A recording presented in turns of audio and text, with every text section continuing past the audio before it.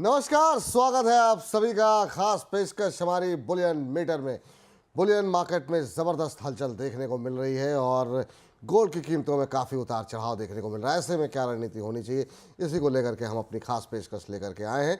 आपको बता दें कि गोल्ड की कीमतों ने पिछले सारे रिकॉर्ड तोड़ दिए हैं। विदेशी बाजार में भाव $2900 प्रति औंस के करीब पहुंच गया है, तो वहीं घरेलू वायदा बाजार यानी कि एमसीएक्स पर भाव 85,000 रुपए की दहलीज पर खड़ा है। दुनिया भर में बढ़ती निवेश मांग, केंद्रीय बैंकों की खरीद और डॉलर में आई नरमी की वजह से सोने की कीमतें आसमान पर हैं। इस बीच आज जो है WGC की एक रिपोर्ट भी सामने आई है और उस रिपोर्ट में तमाम महत्वपूर्ण बातों के बारे में बड़ा विस्तार पूर्वक बताया गया है, जिसमें कि बताया गया है कि केंद्रीय बैंकों की खरीद करीब 54% बढ़ी है। इसके अलावा बैंकों की तरफ से जो है वो लगातार खरीदारी की जा रही है। रिपोर्ट में ये भी बताया गया कि आर्टिफिशियल इंटेलिजेंस के लिए हार्डवेयर ज़रूरतों को पूरा करने के लिए टेक्नोलॉजी सेक्टर में गोल्ड की डिमांड में बढ़ोतरी हुई है। ऐसे में गोल्ड को लेकर के तमाम सवाल है, आगे भी क्या निवेश मांग में बढ़ोतरी होगी, केंद्रीय बैंकों की खरीद कैसी रह सकती है, और सबसे बड़ा सवाल कि आगे चलकर गोल्ड का भाव कहाँ तक जा सकता है। 85,000 के बाद क्या लाख रुपए का स्तर दिखेगा? इन तमाम महत्वपूर्ण सवालों का जवाब देने के लिए हमारे साथ जुड़ चुकी हैं ऑगमेंट गोल्ड की रिसर्च हेड रनिसा चिनानी जी। रनिसा जी, पहले तो बहुत बहुत स्वागत आपका बोनस के इस मंच पर मैम। जी नमस्कार। नमस्कार मैम, शुरुआत करना चाहेंगे जिस तरीके से गोल्ड की कीमतों में लगातार तेजी देखने को मिल रही है, वर्ल्ड गोल्ड काउंसिल की रिपोर्ट पर भी आएंगे, लेकिन पहली टिप्पणी गोल्ड के भाव को लेकर के, ये जो लगातार जो है तेजी देखने को मिल रही है। ये हमने गोल्ड की प्राइसेस को देखा है कि ऑलमोस्ट 10% जितना बढ़ चुकी है 2025 में $2,900 और डोमेस्टिक मार्केट में ऑलमोस्ट 84,500 के ऊपर प्राइसेस ट्रेड हो रही है। इसके मेन दो कंसर्न है कि सबसे बड़ा जो है अनसर्टेनिटी बनी हुई है टैरिफ्स की, जो यूएस ने टैरिफ्स लगाए हैं चाइना पे 10% के। चाइना ने भी रिटेलिएट किया है आज। तो ओवरऑल जो है हम देख रहे हैं इस वजह से टैरिफ अनसर्टेनिटी की वजह से इन्फ्लेशन बढ़ सकता है। ये वजह से हम देख रहे हैं कि गोल्ड की प्राइसेस में एक सेफ हेवन बाइंग देखी गई है। ना सिर्फ रिटेल इन्वेस्टर्स बल्कि ईटीएफ से, सेंट्रल बैंक से, हर तरह से हम देख रहे हैं कि गोल्ड में अच्छी बाइंग आ रही है। एंड मुझे लगता है ये पॉजिटिव मोमेंटम अभी भी कंटिन्यू रहेगा। मुझे लगता है यहाँ से $100 की अभी भी अपसाइड स्टीम बाकी है, तो हम $3,000 तक की प्राइसेस को जाते हुए देख सकते हैं कुछ ही हफ्तों में। जी एंड डोमेस्टिक टर्म्स में ऑलमोस्ट यहाँ से मुझे लगता है कि 86 to 87,000 तक के लेवल्स देखे जा सकते हैं। और एक दूसरी बात है, जिस तरह से यूएसडी आईएनआर वो भी गोल्ड की प्राइसेस को सपोर्ट कर रहा है। 87 रुपी पर डॉलर का जो रेट है, ये लगातार रुपी डेप्रिशिएट हुए जा रहा है। जी। इसकी वजह से भी हम देख रहे हैं कि इंडिया में प्राइसेस में ज्यादा गेन्स देखे गए हैं। तो जब तक अनसर्टेनिटी है टैरिफ्स की, रिटेलिएशंस की, मुझे लगता है ये पॉजिटिव मोमेंटम कंटिन्यू रहेगा। ठीक मैम, बिल्कुल सही कह रहे हैं आप, और वो हम भाव में रिफ्लेक्ट होता हुआ भी देख रहे हैं। मैम, जो आज WGC की एक रिपोर्ट सामने आई उसमें कहा गया कि दिसंबर क्वार्टर के अंदर इन्वेस्टमेंट डिमांड में जो है वो गोल्ड की इन्वेस्टमेंट डिमांड में 32% का की बढ़ोतरी देखने को मिली। वहीं सेंट्रल बैंक की बाइंग जो है वो जो है 54% बढ़ी है। ये क्या आगे चल करके ये कंटिन्यू होती हुई दिखाई दे रही है, कैसे देख रहे हैं आप? लेकिन उससे पहले आपकी टिप्पणी जाने उससे पहले जरा कुछ एक ग्राफिक्स हैं वो जरा हम स्क्रीन पर लेके आ जाते हैं कि आखिर में दिसंबर तिमाही के दौरान गोल्ड की मांग कहाँ बढ़ी है। आप देख सकते हैं कि यहाँ पर जो है सेंट्रल बैंक की तरफ से जो है वो पिछले साल के मुकाबले 54% के आसपास की डिमांड में बढ़ोतरी देखने को मिली है। इन्वेस्टमेंट डिमांड जो है वो 32% बढ़ी है। इलेक्ट्रॉनिक्स के अंदर जो इस्तेमाल होता है उसमें 3% का इजाफा देखने को मिला है, और ये बदलाव साल दर साल है। पिछले साल आप देख सकते हैं कि सेंट्रल बैंक की तरफ से 216.8 टन सोना खरीदा गया था, इस बार वो बढ़ करके 332.9 टन हो गया है। वहीं अगर हम बात करें इन्वेस्टमेंट डिमांड की, तो जो पिछले साल करीब 260 टन के आसपास था, वो अब 344 टन के आसपास पहुंच गया है। और जो इलेक्ट्रॉनिक्स में इस्तेमाल होता था वो उसमें हालांकि बहुत ज़्यादा बदलाव नहीं है, लेकिन ये जो दो फैक्टर हैं काफ़ी महत्वपूर्ण है। मैम, कैसे देख रही हैं आप ये जो WGC की रिपोर्ट में सामने आई है बात? अगर हम ओवरऑल डिमांड सप्लाई समझें गोल्ड का, हम्म, तो लगभग 5,000 टन जितना गोल्ड का डिमांड सप्लाई रहता है हर साल। हम्म, एंड 2024 की जो डब्ल्यूजीसी की रिपोर्ट आई है, उसमें भी यही बताया गया है कि 4974 टन्स का गोल्ड का सप्लाई डिमांड है। एंड उसमें सप्लाई इतनी नहीं बढ़ी है माइन से, पर देखा जाए तो रिसाइकल गोल्ड है, अ, वो उसकी सप्लाई बढ़ गई है, क्योंकि गोल्ड की प्राइसेस लगातार ऑल टाइम हाई पर थी। हम्म, 40 बार न्यू हाइस बनाए थे 2024 में, तो इस वजह से हमने देखा है कि काफी रिसाइकल गोल्ड मार्केट में आया था। तो ऑलमोस्ट हमने देखा कि 135 टन जितना एडिशनल रिसाइकल गोल्ड मार्केट में आया। तो आउट ऑफ 5,000 टन जनरली देखा जाता है कि 3,500 टन टू 3,600 टन का माइनिंग प्रोडक्शन रहता है, और बाकी का 13 से 1400 टन जितना जो देखा जाता है कि रिसाइकल गोल्ड आता है मार्केट में। तो लास्ट ईयर वही हुआ है। दूसरा जो डिमांड है, लगभग ज्वेलरी से जो डिमांड है वो 2,000 टन की रहती है, हम्म, एंड बाकी इन्वेस्टमेंट डिमांड रहती है। तो हमने वही देखा है, पिछले साल 2,000 टन जितनी ज्वेलरी से डिमांड आई है। इन्वेस्टमेंट डिमांड जो है वो लगभग 1,200 टन जितनी है, और सेंट्रल बैंक की जो डिमांड है वो लगभग 1,000 टन की है। तो सेंट्रल बैंक्स लगातार 3 सालों से 1,000 टन जितना बाय कर रहे हैं गोल्ड। पिछले साल भी उन्होंने 1,044 टन बाय किया है। सबसे बड़े जो सेंट्रल बैंक बायर है वो है बैंक ऑफ पोलैंड, हम्म, फिर bank of Turkey, and third place पर है RBI, reserve bank of India.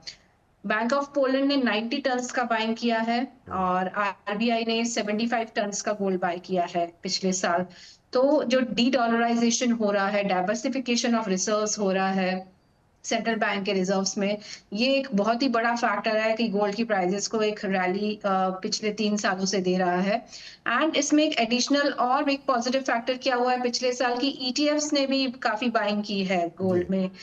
Second half of 2024 में, पिछले 3-4 साल से ईटीएफ्स में हम देख रहे थे कि सेलिंग देखी जा रही थी, आउटफ्लोज देखे जा रहे थे, पर पिछले साल लास्ट 6 मंथ्स में इतने इनफ्लोज आए हैं कि उन्होंने ओवरकास्ट कर दिया है आउटफ्लोज को। तो मुझे लगता है ये दोनों factors, ETF buying, central bank buying, और इन्वेस्टमेंट डिमांड, वो भी बहुत ही स्ट्रांग रही है। हम्म, पिछले साल फिजिकल गोल्ड जो बाय किया गया है, गोल्ड बार्स जो बाय किए गए हैं, वो भी बहुत बड़ी मात्रा में बाय किए गए हैं। जो 2023 में आप नंबर्स देखेंगे तो लगभग 780 टन जितना गोल्ड बार्स की बाइंग हुई थी, और पिछले साल ये नंबर है 860 टन, मतलब 80 टन जितना ज्यादा गोल्ड हम्म, बार्स की बाइंग हुई है। तो मुझे लगा ये एक फिजिकल गोल्ड बार्स जो है ये भी बहुत अच्छी डिमांड फैक्टर है।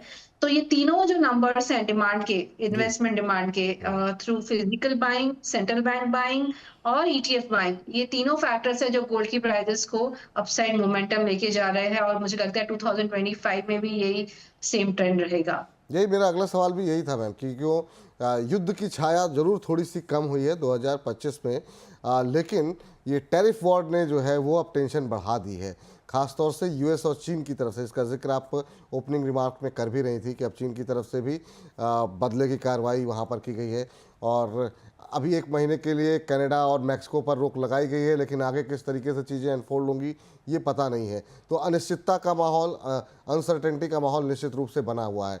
तो ऐसे में हम मान के चलें कि अभी ये बाइंग जो है सेंट्रल बैंक की तरफ से इन अनसर्टेनिटी के माहौल में कंटिन्यू रहेगी।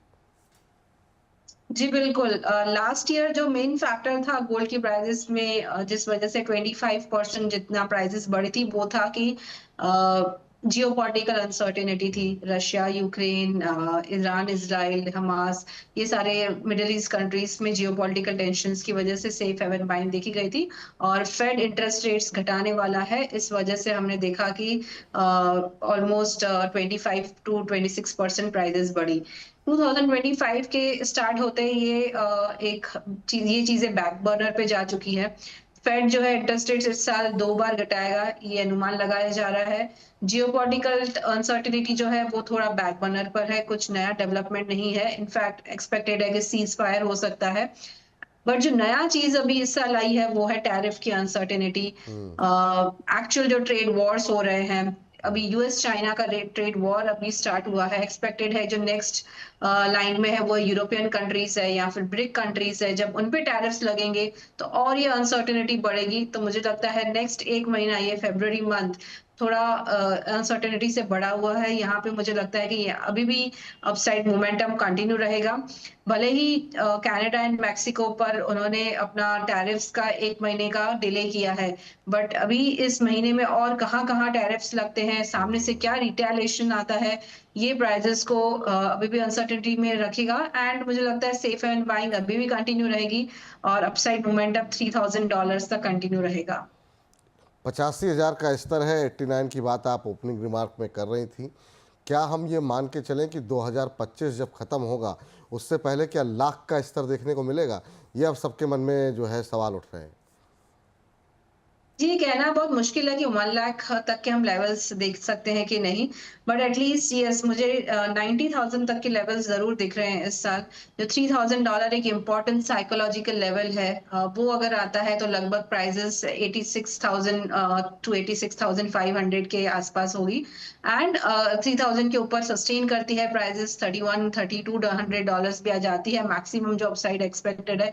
तो यस 90,000 तक के हम लेवल्स देख सकते हैं। उससे ज़्यादा मुझे लगता है थोड़ा मुश्किल है, क्योंकि जब भी ये ट्रेड वॉर्स का स्टार्ट होता है, जो रैली आई है, वन वे रैली आई है, ओवरबॉट कंडीशंस में है, तो मुझे हम्म। लगता है कि थोड़ा बहुत प्रॉफिट बुकिंग रिट्रेसमेंट भी आएगा प्राइसेस में। तो 90,000 तक के टारगेट्स में मैक्सिमम इस साइड देख रही हूँ। अगर कंजर्वेटिवली देखें तो एटलीस्ट यहाँ से मुझे 86-87,000 तक के टारगेट्स तो बहुत ही नियर टर्म में लग रहे हैं। 86, 87 बहुत ही बहुत नज़दीक दिखाई दे रहे हैं। 90,000 तक अभी के लेवल देखने को मिल सकते हैं, ऐसा मानना है रिनिशा जी का। लेकिन जो है देखते हैं किस तरीके से चीज़ें अनफोल्ड होती हुई दिखाई देती हैं। मैम, मैं एक चलते चलते अगर आप सिल्वर पर भी कमेंट कर दें तो बड़ा अच्छा रहेगा। वहाँ पे क्या स्ट्रेटजी होनी चाहिए और वहाँ पे क्या रेट आप देख रही हैं? सिल्वर एक रेंज बाउंड मोमेंटम में फंसा हुआ था। जो गोल्ड सिल्वर रेशियो है अभी भी 90 के नीचे है। काफी अंडर परफॉर्म किया है सिल्वर ने, क्योंकि देखा जाए तो बेस मेटल से सपोर्ट नहीं मिल रहा था। जो टैरिफ्स हैं, यूएस अगर दूसरी कंट्रीज पे डाल रहा है तो इसकी वजह से इन्फ्लेशन बढ़ सकता है, डिमांड कम हो सकती है। ये कंसर्न की वजह से बेस मेटल्स में इतना जी। मोमेंटम नहीं था। बट जैसे ही चाइना ने रिटेलिएट किया है, ये नया जो ट्रेड वॉर यूएस चाइना का स्टार्ट हुआ है, इसकी वजह से हमने देखा है कि बेस मेटल्स में एक न्यू रिबाउंड हुआ है, मोमेंटम आया है, तो ये सिल्वर को भी सपोर्ट कर रहा है। एंड सिल्वर ने फाइनली अपना एक रेजिस्टेंस लेवल था $33 का, वो ब्रेक किया है आज। तो मुझे लगता है शॉर्ट टर्म में हम बहुत ही जल्दी $35 तक जाते हुए देखेंगे। जी। तो जो करंट डोमेस्टिक लेवल्स है 96,000 के ऊपर प्राइसेस सस्टेन करती है, तो मुझे लगता है 1,01,000 बहुत ही जल्द आ सकता है। And by this year and मेरे टारगेट्स हैं सिल्वर में $38 के, जो लगभग 1,15,000 से 1,20,000 तक के लेवल्स हैं। तो अभी भी मुझे लगता है गोल्ड से ज्यादा सिल्वर में मोमेंटम आ सकता है, अभी भी अंडर परफॉर्म है। जिसने गोल्ड की रैली मिस की है और वो सिल्वर में इन्वेस्ट कर सकते हैं, क्योंकि ब्रेकआउट्स अभी जस्ट आए हैं। तो आप सिल्वर में एंट्री लीजिए, यहाँ से आपको 10-15% की रैली अच्छी सिल्वर में मिल सकती है। मैम, बहुत बहुत शुक्रिया, बहुत बहुत धन्यवाद आपका अपना महत्वपूर्ण समय देने के लिए और गोल्ड और सिल्वर पे डिटेल में बातचीत करने के लिए बहुत बहुत शुक्रिया आपका। तो फिलहाल के लिए आप गोल्ड मीटर को थैंक यू। यहीं, जी, बुलियन मीटर को अब यहीं पर समाप्त करने का वक्त आ गया है। आप लगातार कमोडिटी बाजार, बुलियन मार्केट, तमाम चीज़ों के अपडेट के लिए लगातार बोनस के साथ बने रहिए। अब तक सब्सक्राइब नहीं किया है तो तुरंत सब्सक्राइब कीजिए, लाइक कीजिए और बेल आइकन को दबा दीजिए। मुझे इजाज़त दीजिए फिलहाल के लिए, नमस्कार।